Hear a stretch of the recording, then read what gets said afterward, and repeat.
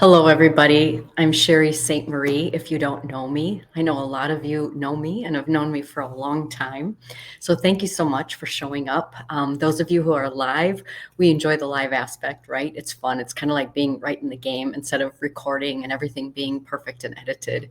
I kind of like the adrenaline of that. So what I'm going to do today, if you do not know me, is I am a master's adult level educator, and I am going to help you today learn a little bit about why do people not talk to sellers and buyers about Zillow and other brokerages, because it's a super important conversation. It is one that a lot of people don't necessarily explain, right? You're going to get it explained to you based on who's telling you. So, in this presence, I'm just a master's level adult teacher in the United States of America. I'll say that part. I am also a licensed broker associate in the state of Florida, in the state of Wisconsin, but also a certified international property specialist with teammates of 88,000. I'm going to speak to you today as the consumer. So, I'm talking to the consumer. If other agents want to listen, fine. We are always an inclusive sharing group of people. But here is the thing that's happening in this climate today as I air, and that is this can change at any time, right? The market in real estate, in the business dynamics, the law, all of these things is ever changing.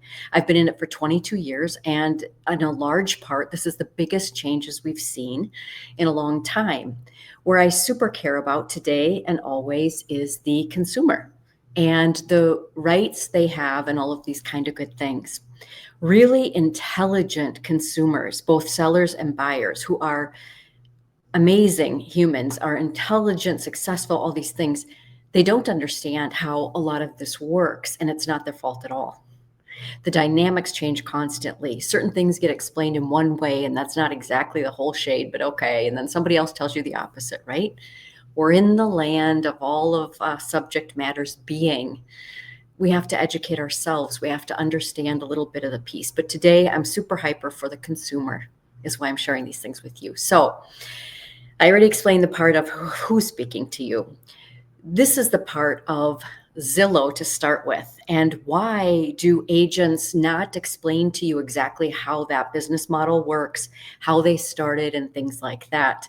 There's a very important and litigious reason that they don't. That's just a fact, and we'll just say that.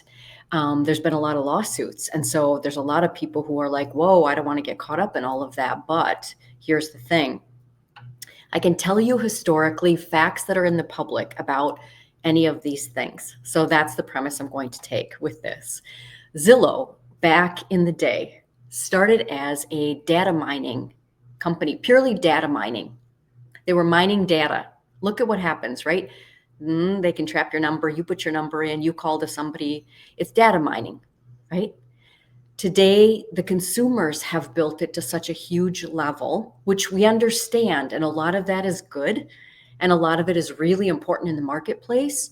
And then there's other components and pieces, right? Back in the day, and it's important, I'm legally saying back in the day, they would trap this information and then they take the agent's name off of it for their own list from their own listings. And then they charge the agents if they want any of the leads or information back. And back in the day, they would give the same exact leads and charge them to 20 agents at a time. And that's why you got barraged with phone call. I heard you want to buy something. I heard you want to sell something. That was the whole business model, right?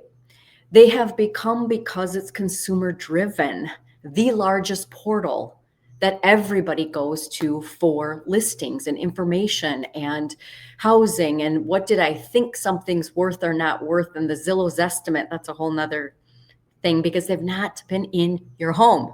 They didn't see the fridge. They didn't see that you have got that gold carpet from the 70s. Like, that's a deduction. But anyway, so Zillow was this tech data company and whatever.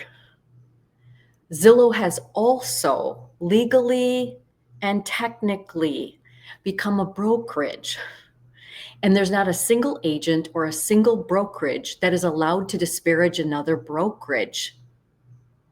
That goes against antitrust laws, and it goes against the code of ethics if they are a realtor. We don't work there. I don't work there. So I can't 100% tell you how it is or how it went, okay? And we're going to move into a couple different things of why does this matter right now, Sherry? And why are you just passionate that the consumer knows so the consumer gets to decide? And I'll explain those things to you. So again, the biggest thing is Zillow's become massively important in the marketplace. They've become massively important in the marketplace because the consumer goes there and wants that. The consumer has built that up even way more than Realtor.com or any other third-party source. So you need to see all that data mining and feeding as third-party sources. That's what it is. And also, Zillow's a brokerage. So they have a different layer of protection and ability and things like that. As back in that day, way back in the day, I'll say, Zillow would charge upwards of 40% of the total commission for that buyer lead if the agent was successful, or maybe some of their fees became, you are just paying a monthly service fee to get some of these leads. We don't know if they're good or bad leads. You may get lucky on one, you may hit the lottery on one, but that was the evolution of the business model and their style. There were fees and things. Here's super important for you, the consumer, and that is August 17th of 2024. All of a sudden, there were massive lawsuits in the billions over things. We are no longer able to talk to you about commission percentages, fees, things like that. I can talk to my particular prospective seller, my seller. I can talk to a prospective business buyer exactly with me and about me and with them and the agreement we want to do. But I can't out to the public say, oh, such and such company's doing this, or they're not charging that, or they're a discount. We legally cannot. There are fines. We could be sued. So as of August of 2024, there's no more of this big open discussion about commissions and things and whatever in the whole public party. It's become behind this veil, right? Sort of. However, what's important is where we are moving to is really ultimately a separation of here's the seller and the seller's side and the seller's stuff and the seller's decision and the seller's actual expense and the seller's really right to write off these expenses. And then same exact thing for the buyer. Eventually, we see the market moving this way. Right now, it's kind of in this flux, okay? So we've had these lawsuits, and there's always been different business models. So part of antitrust is from the 70s, guys.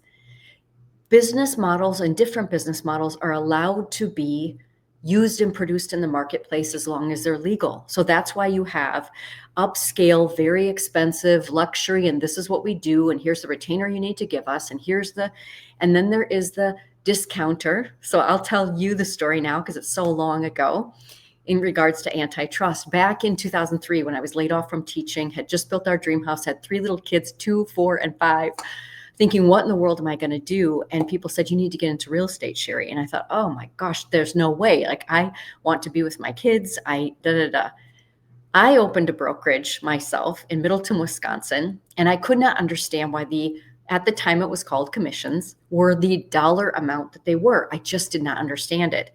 And so I was technically what they called a discounter. And I didn't understand the MLS. I don't know about this. The name of the company at the time was sellbuildbuy.com because everything was a .com. And I was working out of a Beetle Bug with a red flip phone. I very quickly got shut down from brokerages. I guess I won't say the brokerage name.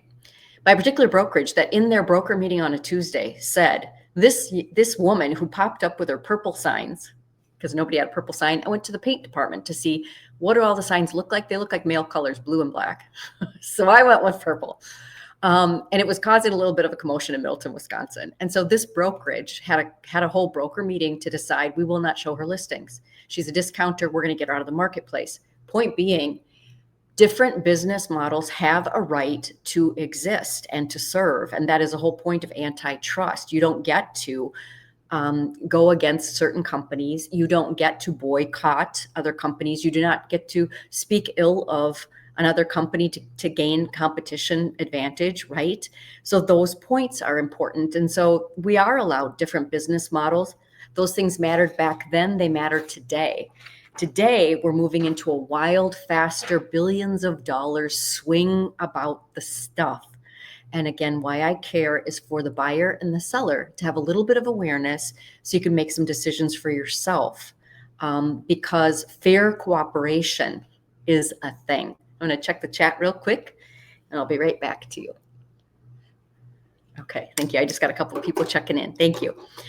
Fair cooperation is a very serious thing over antitrust. And if you are a realtor member, which is an association, ethics, the code of ethics. So we now have certain groups of brokerages that have decided they're going to try to move to just private listings.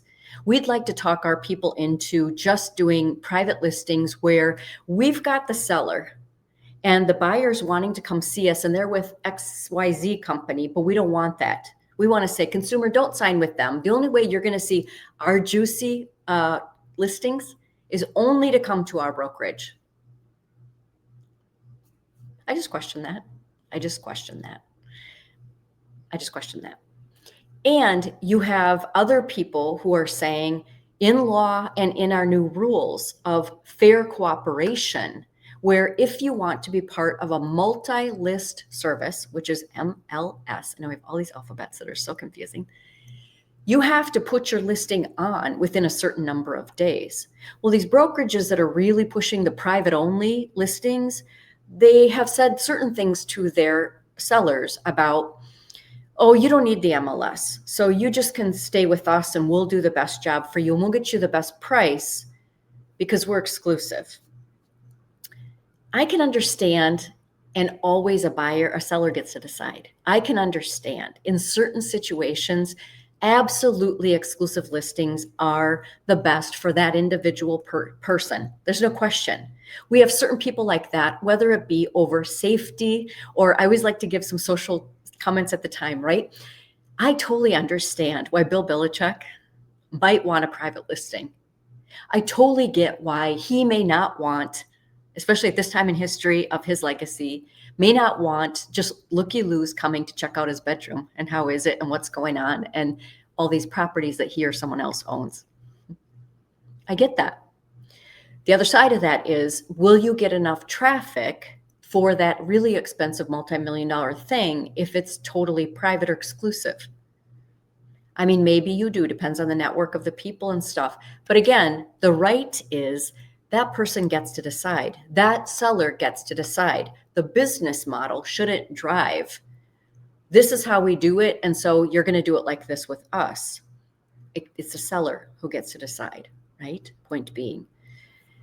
Now, here's the part of why the fair cooperation has become a legal thing.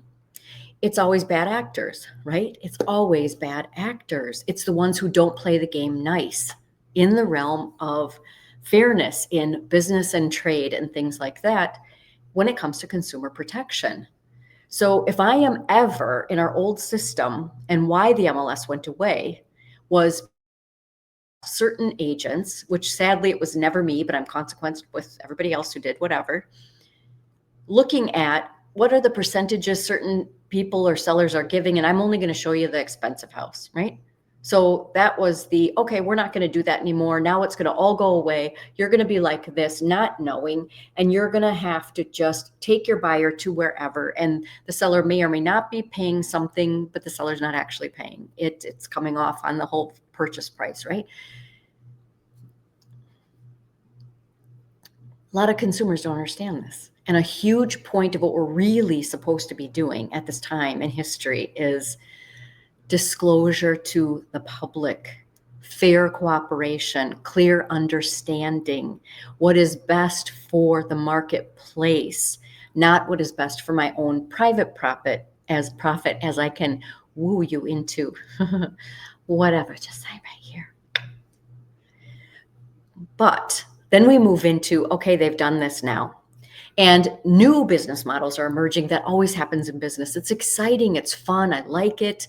It's interesting. Some of it's for me, some of it's so not for me. But we have really different, big, emerging business models right now. One of them happens to be the great big, because the big is always kind of takes over the little guppy, right?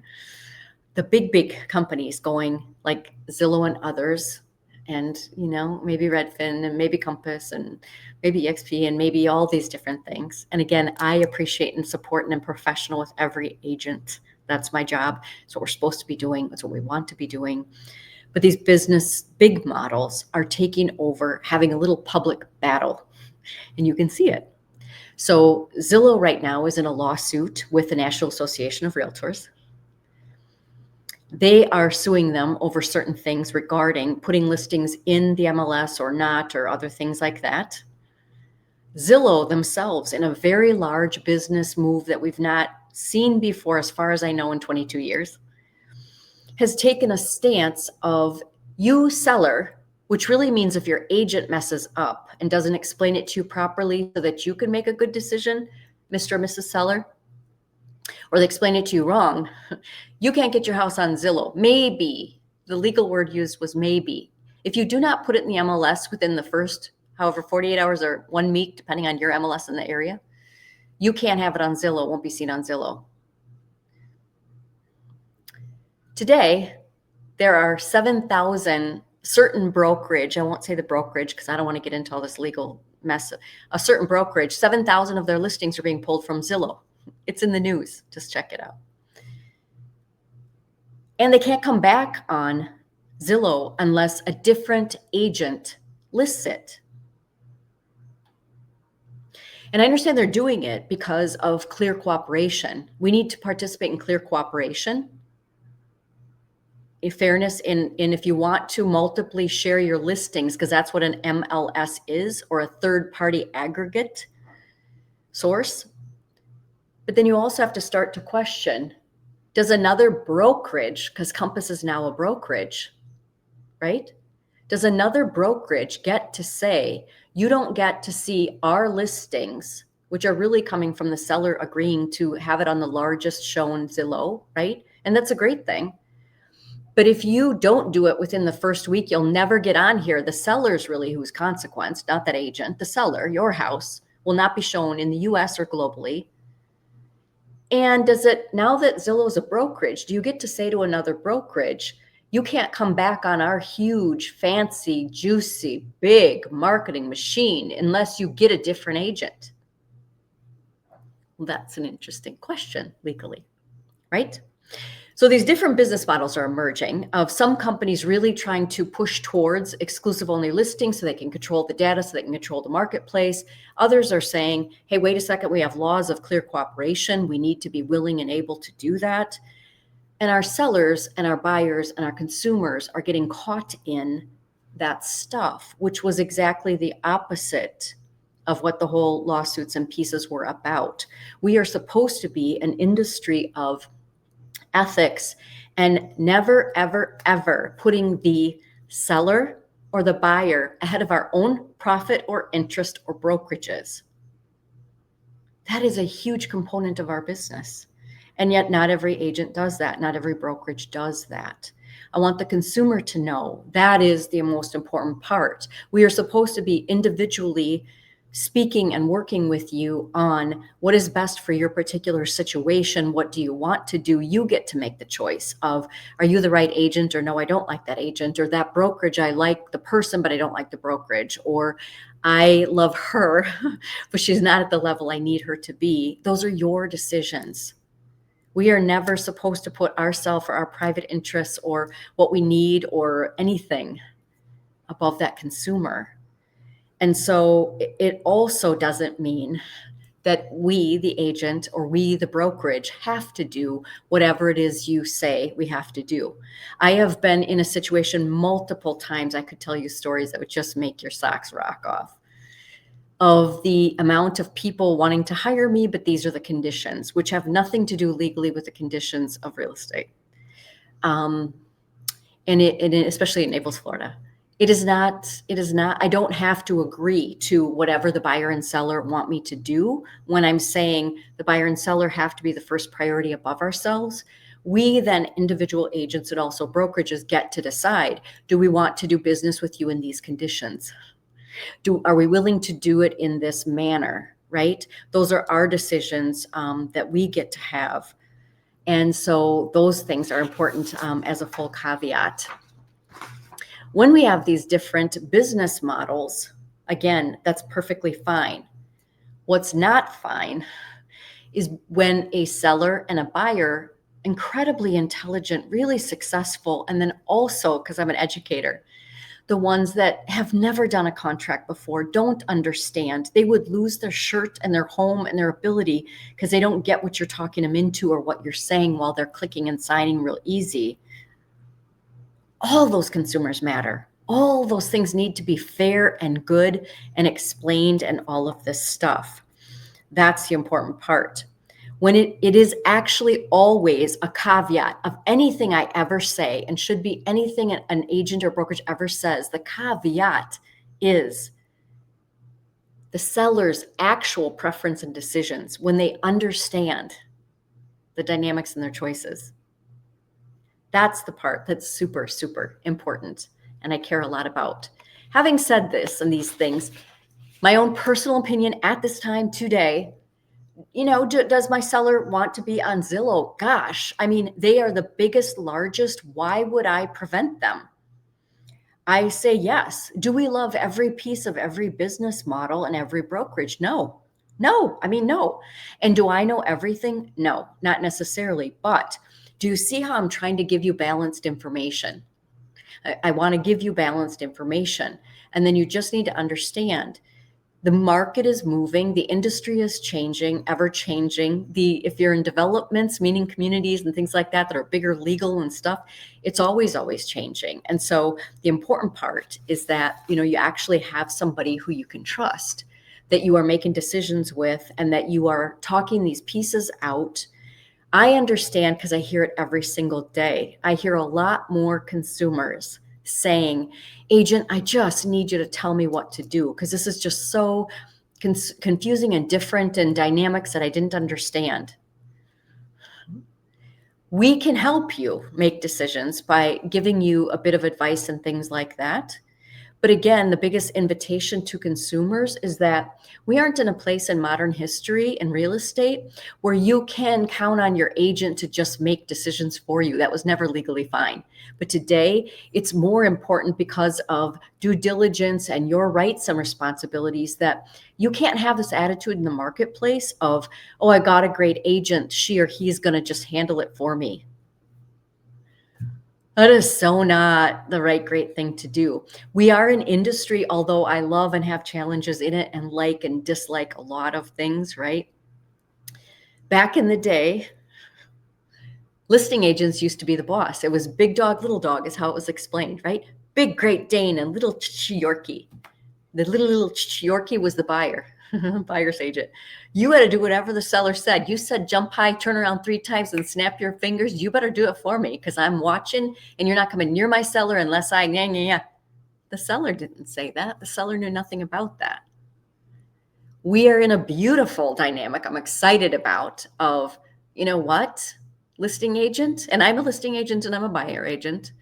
You are not in charge anymore. You do not speak for your buyer. We want to, we get to, I want to. The actual seller should be speaking to the buyer in writing in a contract.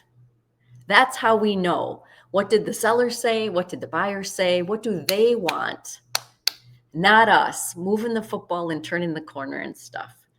That's what's the good part. So we're moving to that place and we need consumers to understand you have to actively participate. I'm here to be a great teammate with you.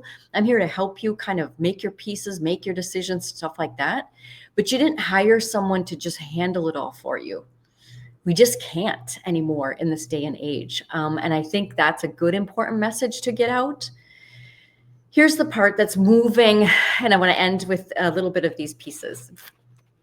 Here's the part that it's moving to that I have my eyes on that you may not see. So I care about this to help you. this whole thing about what's going on with Zillow and other brokerages and what's happening, it's about a lot of things. And it's also, heads up, it's also about who controls and who's in place in case smaller MLSs fail. Yes, because some smaller MLSs throughout the United States have closed for different reasons, whether that be expensive lawsuits or whatever else. There's a bigger picture going on here about how do we make sure that the multiple list services, data mining, I don't mean the data mining, I mean the third-party sources of getting the information out there. We do have to protect that that's an option and ability and all that kind of stuff, because if for whatever reason, I know the MLSs have been around a long time, but guess what? I know the dinosaurs are gone too. We always thought the dinosaurs would last forever because they're so huge and they could eat us. But guess what? They died. They died. And dinosaurs die. That's what happens. Sometimes it's stressful. Sometimes it's exciting because new things and models in life emerge, right? Some of that's exciting. Part of this larger thing is about how do we make sure that there still is maybe it's a large MLS intact. If you even look at Mauricio Umansky, he tried or is trying or did try to create a national MLS, right? Why was he trying to do that? He was trying to do that because and again, he's $1 billion real estate owner in California, right? He was trying to do that because he was also wanting to get control of the MLS data, right? But also he was trying to make sure, do we have something in place in the United States in case any of these little MLSs go down? Because sometimes the little have a hard time with the big, although fair housing and the antitrust say we get to be little tiny and we get to be big, huge, but not too big, huge.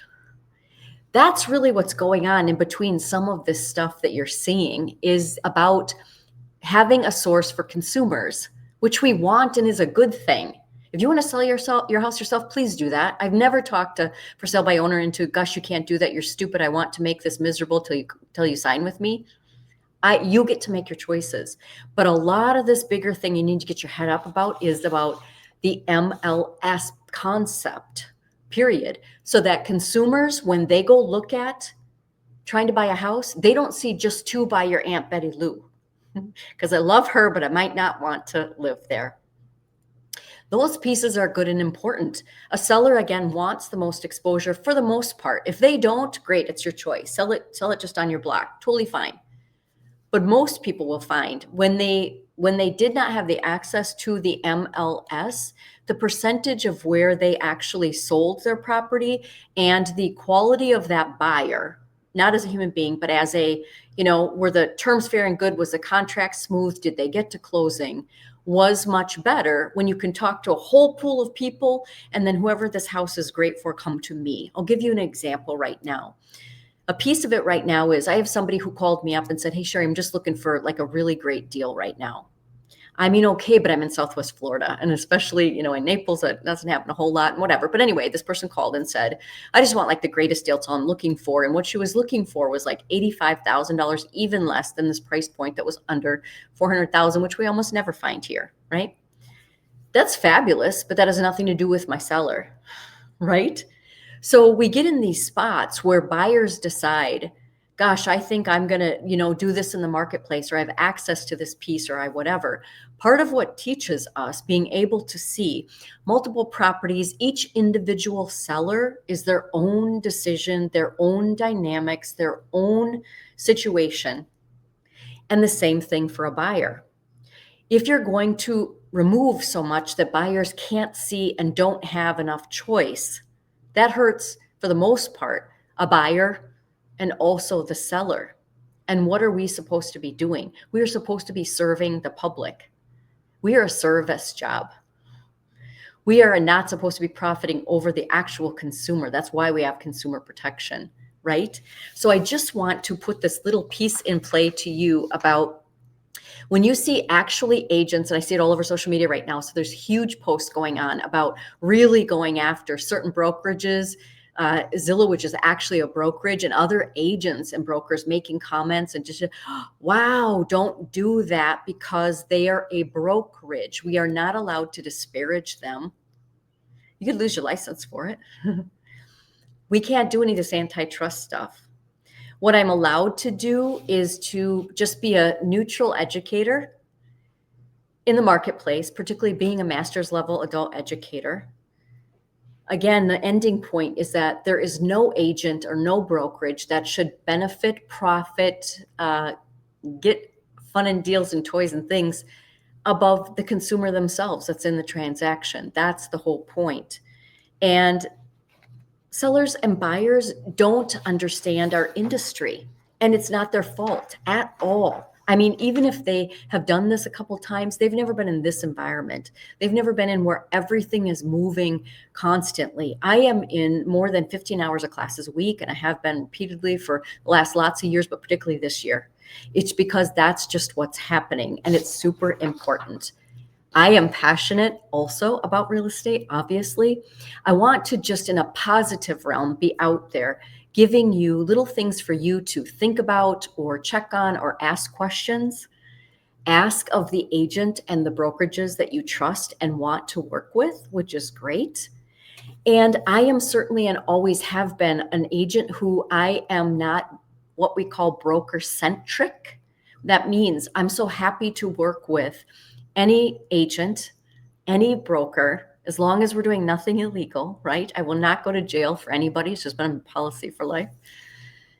And it matters. I am of the Midwest, down in the Southwest, but really can refer and be all over. It's about professionalism. It's about doing the right, good job. It's about selling that property for that seller, not sitting there and scooping up the open house about everything but their house to just get names. It's not about trapping buyers when they don't understand what they're signing or any of those kind of great things. So I appreciate you taking the time live, and thank you for those of us who joined me live. I also so appreciate and love the fact as a adult educator that this will stay up years and years, that you can watch whenever you want to, while you're walking the ocean, while you're sitting in your freezing winter, while you are working out, or whatever you want to do to spend time with me and just learn a little bit about real estate. If you have any specific questions, please feel free to contact me. Have an awesome day.